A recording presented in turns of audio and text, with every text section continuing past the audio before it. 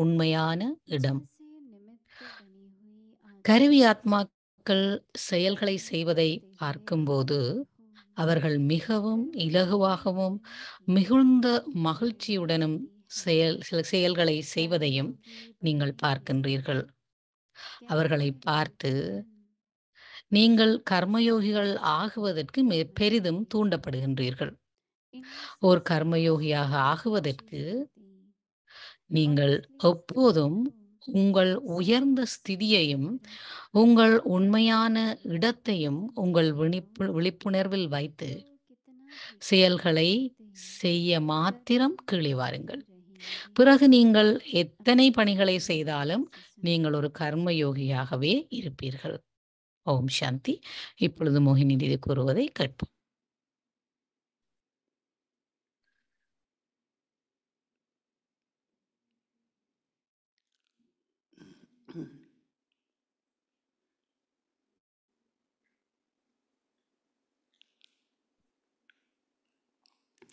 ओम शांति। ஓம் சாந்தி.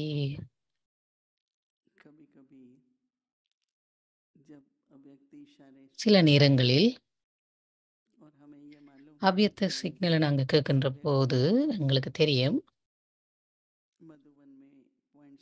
அவ்யக்த முரளிகளிலிருந்து மதுபன் இந்த அவ்யக்த சமிச்சைகளை எங்களுக்கு எடுத்து அனுப்பி இருக்கின்றார்கள். அவற்றில் ஆழமான கருத்து இருக்கின்றது. ஆழமான அவை மிகவும் மிகவும் விசேடமானவை, முக்கியமானவை. அதற்குரிய முக்கியத்துவத்தை நாங்கள் கொடுக்க வேண்டும். எங்களுடைய உயர்ந்த ஸ்திதிக்கும் இந்த கர்மயோகிக்கும் இடையிலே ஒரு மிகுந்த தொடர்பு இருக்கின்றது. உங்களுடைய ஸ்திதி முன்னேறி செல்ல வேண்டும். நான் இதனை பற்றி சிந்தித்துக் கொண்டிருக்கின்றேன். அதாவது இந்த கர்மயோகியாக இருப்பதை பற்றி. அவர்கள் அந்த அதாவது எங்களுடைய மூதாதையர்கள் பிரம்ம பாபா கர்மயோகத்தை செய்கின்ற பொழுது அவர்கள் எங்கள் மீதும் அந்த தாக்கத்தை ஏற்படுத்துகின்றார். அதாவது எங்களையும் ஈர்க்கின்றார்.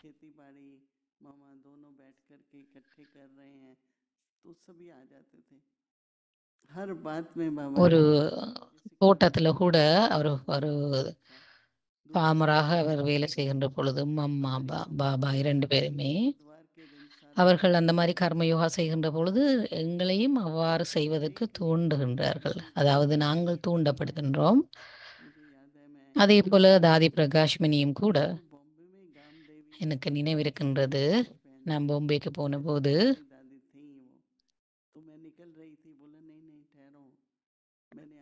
அங்கே ஒரு சிஸ்டர் இருந்தாங்க. நான் அங்கேருந்து போகிற போது அப்போ அவங்க சொன்னாங்க, நான் உங்களுக்கு தூர்தால் செய்திருக்கிறேன், அதை நீங்கள் சாப்பிட்டுட்டு போங்க அப்படின்ட்டு. அண்டா துவரம்பருப்பு.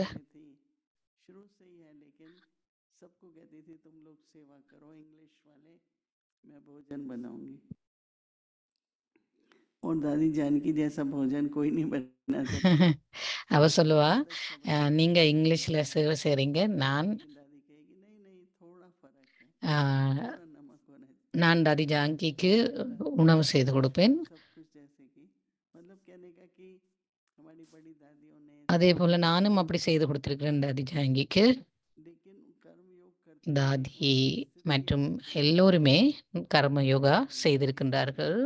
கர்மயோகா செய்கின்ற பொழுது உங்களுடைய ஸ்திதி மிகவும் உயர்ந்த நிலைக்கு, உன்னதமான நிலைக்கு போகின்றது. ஆகவே அவர்கள் கூறுகின்றார்கள், அந்த நேரத்தில் உங்களுக்கு என்ன விழிப்புணர்வு இருக்க வேண்டும்? நீங்கள் ஒரு கட்டாயத்தின் பேரில் அல்லது கடமையாக நினைத்து செய்கின்றீர்களா? நான் பல்வேறு நாடுகளிலிருந்து அநேக சகோதரிகளை சந்தித்திருக்கின்றேன். அர்ப்பணிக்கப்பட்ட சகோதரிகள் கூறுவார்கள், இன்னும் பல சகோதரிகள் தங்களை அர்ப்பணிப்பதற்காக வருகின்றார்கள். அப்ப அவர்களிடம் நிறைய அன்பும் பாவனாவும் இருக்கும், உணர்வுகளும் இருக்கும், நல்லுணர்வுகளும். சில பேர் அவ்வாறு செய்வதில்லை. சில பேர் கடமைக்கு செய்கிற மாதிரி செய்வாங்க. அப்ப அவர்கள் அப்படி இருக்கிறார்கள் ரொம்ப उससे वातावरण भी अच्छा रहता है। बाबा कह रहे हैं जैसे निमित्त बनी हुई आत्माओं को कर्म சன்ஸ்கார் மிலன் சமஸ்கார तो कर्म योगी बनने की प्रेरणा கருவி ஆத்மாக்கள் செயல்களை செய்கின்ற போது तो நீங்கள் அதனை பார்க்கின்ற போது அவர்கள் மிகவும் இலகுவாகவும் மிகுந்த மகிழ்ச்சியுடனும் व्यर्थ संकल्प चल रहे हैं செய்வதை பார்க்கின்ற போது कर रहे हैं तो क्या होगा நீங்களும் கர்மயோகிகள் ஆகுவதற்கு பெரிதும் தூண்டப்படுகின்றீர்கள். कईयों को पुल होगी நீங்க பாபாவினுடைய அன்பில இருக்கின்ற பொழுது மற்றவர்களும் தூண்டப்படுகின்றார்கள். जैसे हल्के बने அப்போ ஒரு கர்மயோகியாக நீங்க ஆக வேண்டுமாக இருந்தால் நீங்கள் எப்பொழுதும் உங்களுடைய इनों से सहज अपनी திதி திரும்ப ரிப்பீட் பண்றாங்க. கருவிக ஆத்மாக்கள் செயல்களை அதாவது कार्य करने கர்மயோகியாக இருந்து செயல்களை செய்வதை பார்க்கின்ற போது அவர்கள் மிகவும் இலகுவாகவும் மிகுந்த மகிழ்ச்சியுடனும் செயல்களை செய்வதையும் நீங்க பார்க்குறீங்க. அப்ப அவர்களை பார்த்து நீங்களும் கர்மயோகியாக ஆக வேண்டும் என்று பெரிதும் தூண்டப்படுறீங்கள். இப்போ ஒரு கர்மயோகியாக இருக்கிறதுக்கு அவர்கள் உங்கள் உயர்ந்த ஸ்திதியையும் உங்களுடைய உண்மையான இடத்தையும் நீங்கள் உங்களுடைய விழிப்புணர்வுகளை வைத்து செயல்களை செய்யறதுக்கு மாத்திரம் நீங்க கீழே வாருங்கள். அது ஜாங்கி ஒரு ப்ரோக்ராமுக்கு கனடாக்கு வந்திருக்கிற போது स्टेज पे बैठे थे ஒரு ஹோட்டலில் நின்றாங்க. ஆனா அந்த நேரம் மைக் வேலை செய்யல. बयान इस पे जाए कि அப்ப தாதி சொன்னாங்க माइक काम नहीं कर रहा है यहाँ हम इतनी वातावरण अच्छा योग युक्त करें कि जो भी आए हैं सारी அந்த மைக் வேலை செய்யல बहुओं का என்றதுல ஏன் நாங்க கவனத்தை செலுத்தணும், நீங்க எல்லாருமா சேர்ந்து மிகவும் சக்தி வாய்ந்த யோகா பண்ணுங்க அப்படின்னு சொன்னாங்க. அதுல கவனத்தை செலுத்துங்கன்னு சொன்னாங்க. மைக் வேலை செய்யலன்ற टेंशन उधर जाए அதை மறந்துட்டு ठीक करने वाले कर रहे हैं ना உங்களுடைய கவனம் அங்க செலுத்த வேண்டாம். लो அப்ப वातावरण बनाए அவங்க அதை ஃபிக்ஸ் பண்ணிக்கொண்டு அதை எப்படியாவது சரி செய்து கொண்டு தான் இருக்கிறாங்க. அந்த டைமை நாங்கள் வீணாக்காம நாங்கள் நல்ல சக்தி வாய்ந்த யோகா பண்ணுவோம் அப்படின்னு சொல்லி எங்களுடைய கவனத்தை திருப்பி நாங்கள் யோகா செய்தாங்க. அதுக்கிடையில் அது மிக விரைவாக குறைந்த நேரத்திலேயே அது சரி செய்யப்பட்டு விட்டது. या कर्म அப்போ நீங்கள் கர்மயோகியாக இருந்து உங்களோட செயல்களை செய்ய வேண்டும். बहुत सीखने की बात है और ध्यान देने की बात है कि हम யக்கியத்தின் சேவையில் அது ஒரு कितना अच्छी கற்பிக்கின்ற ஒரு புள்ளி அந்த இடத்துல அந்த மாதிரியான ஒரு சந்தர்ப்பத்தில். उनसे ऑटोमेटिकली ठीक तरह से सब அப்போ இயல்பாகவே वातावरण बहुत अच्छा है तो वातावरण அவர்கள் தொடர்ந்தும் அதை செய்தார்கள். और जो करना அப்போ அந்த वो खुशी खुशी வாயுமண்டலம் மிக இலகுவாக உணரப்பட்டது. एक उदाहरण இல்லாட்டி ஒரு ரொம்ப கனமாக உணரப்படும் இல்லையா?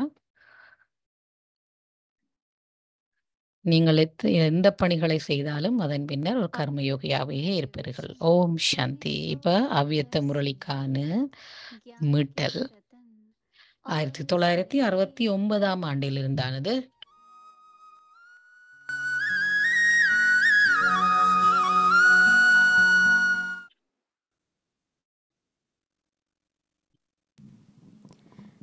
ಅವ್ಯಕ್ತವಾಣಿ அவ்வியத்த முரளிக்கான திகதி 13/6/1979ஆம் ஆண்டு.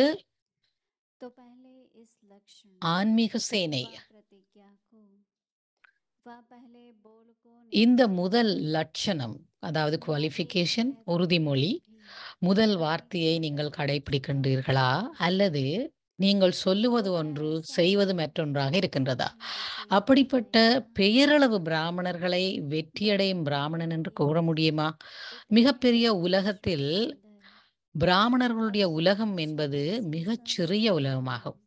அப்படி அந்த சிறிய உலகத்தில் காரியம் செய்யும் பிராமணர்கள் உலகத்தில் யாரை பார்த்தாலும் கல்யாண்காரி பாவனையுடன் அதாவது உலகிற்கு நன்மை அளிப்பவர் என்ற பாவனையுடன் பார்ப்பார்கள்.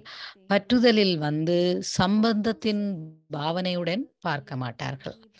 ஆனால் இந்த ஈஸ்வரிய சேவைக்கான பாவனையுடன் பார்ப்பவர்கள் 5 தத்துவங்களை பார்த்தாலும் இயற்கையை பார்த்தாலும் இயற்கைக்கு வசமாக மாட்டார்கள். प्रकृति को देखते हुए இயற்கையை प्रकृति के சதோப்பிரதானாக वश नहीं होंगे, மாற்றக்கூடிய காரியத்தில் உறுதியாக இருப்பார்கள். लेकिन प्रकृति को भी யார் सतोप्रधान இயற்கையை बनाने का தூய்மையாக்கக்கூடியவர்களோ प्रयत्न அவர்கள் कर सकते இயற்கையின் हैं। வசமாகுவார்களா? जो स्वयं யார் இப்பொழுது प्रकृति को இயற்கையை परिवर्तित करने வசப்படுத்தவில்லையோ वाले हैं, அவர்கள் क्या எதிர்காலத்தில் वह சதோப்பிரதானம் ஆன वश होंगे? இயற்கையின் சுகத்தை எப்படி அடைய जो முடியும்? अभी प्रकृति எனவே को वश नहीं कर सकते, இயற்கைக்கு वह அடிமையாகவில்லை अपने தானே? वश எனவே में நீங்கள் இயற்கைக்கு सतोप्रधान அடிமையாகவில்லை हैं। தானே? எப்படி மருத்துவர் सतोप्रधान நோயாளிக்கு नहीं हो நோயை सकते, போக்கச் சென்று तो போக்கச் प्रकृति சென்று के वश तो नहीं தானே कर நோய்க்கு सकते। வசமாகி விடுவதைப் போன்றது இந்த நிலை. பிராமணர்களுடைய கடமை नहीं तो ऐसा होगा இயற்கையை மாற்றுவது. जैसे कोई அதற்கு डॉक्टर பதிலாக रोगी को बचाने இயற்கைக்கு के लिए வசமானால் इंसान அவர்களை என்ன என்று சொல்ல முடியும்? பிராமணராக அனைவரும் ஆகிவிட்டீர்கள் இல்லையா? நான் பிராமணன் இல்லை என்று யாராவது சொல்வீர்களா? प्रकृति के वश பிராமணன் ஆவது என்றால் அதற்கான லட்சணங்களை कहेंगे, பின்பற்ற வேண்டும், அதாவது தாரணை செய்ய வேண்டும். तो सभी அப்படி நீங்கள் லட்சணதாரி कहेंगा क्या?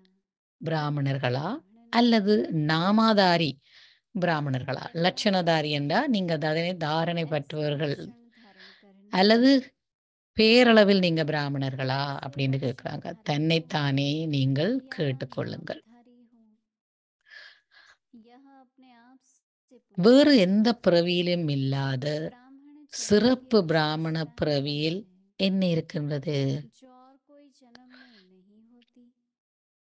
மற்ற அனைத்து பிறவியும் ஆத்மாவிற்கு ஆத்மா மூலம்தான் कि கிடைக்கின்றது. अन्य ஆனால் सभी जन्म இந்த பிராமண பிறவி आत्माओं द्वारा நேரடியாக आत्माओं को பரமாத்மா मिलेगा। மூலம் கிடைக்கின்றது. लेकिन एक ही यह தேவதை ब्राह्मण பிறவி जन्म கூட है, இந்த जो அளவுக்கு परमपिता சிரேஷ்ட परमात्मा ஆத்மா, द्वारा डायरेक्ट உங்களுடைய जन्म இந்த है। தேவதை பிறவி கூட சிரேஷ்ட देवता ஆத்மா जन्म மூலம்தான் भी கிடைக்கின்றது, आत्माओं द्वारा ही பரமாத்மா मिलता है, மூலம் கிடைப்பதில்லை. परमात्मा எனவே द्वारा नहीं। பிராமண ஜென்மத்தின் तो விசேடம் ब्राह्मण जन्म வேறு की எந்த विशिष्टता பிறவியிலும் जो सारे இல்லை. कल्प के अन्य कोई जन्म में नहीं है। அப்படிப்பட்ட விசேடமான ஜென்மம் எடுத்த ஆத்மாக்களின் விசேடம் எப்படி இருக்கும்? ஓம் சாந்தி. இந்த முரளி நாளை தொடரும்.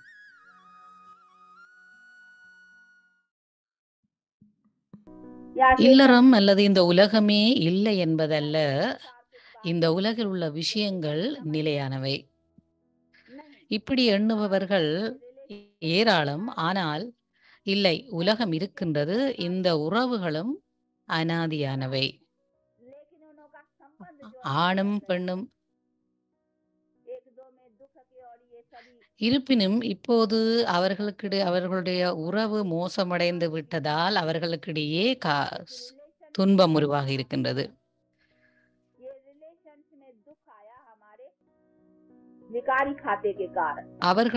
அவர்களுடைய விகாரங்களின் கணக்கின் காரணமாக அவர்களுடைய உறவுகளுக்கிடையே துன்பம் உருவாகி இருக்கின்றது.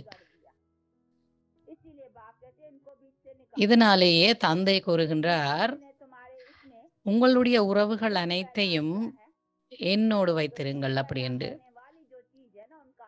அதனால் இந்த இடையில் வந்த விகாரங்கள், இந்த கணக்குகள் உங்களுடைய உறவுகளை வருத்தமடைய செய்கின்றது.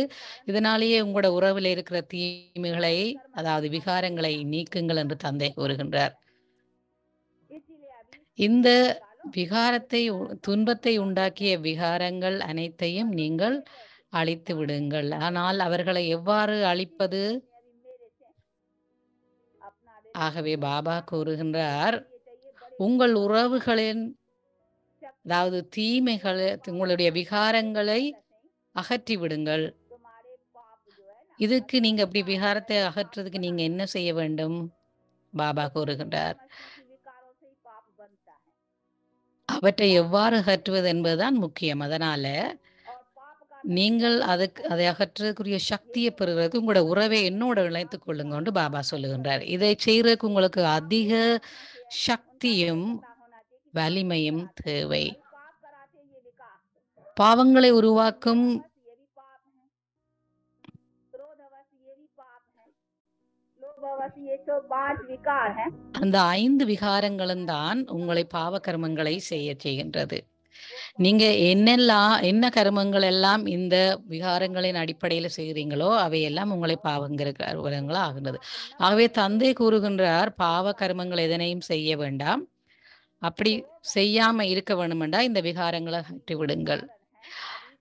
அதுக்காக தந்தை அமர்ந்திருந்து எங்களுக்கு என்ன சொல்றாருண்டா, அதை பற்றின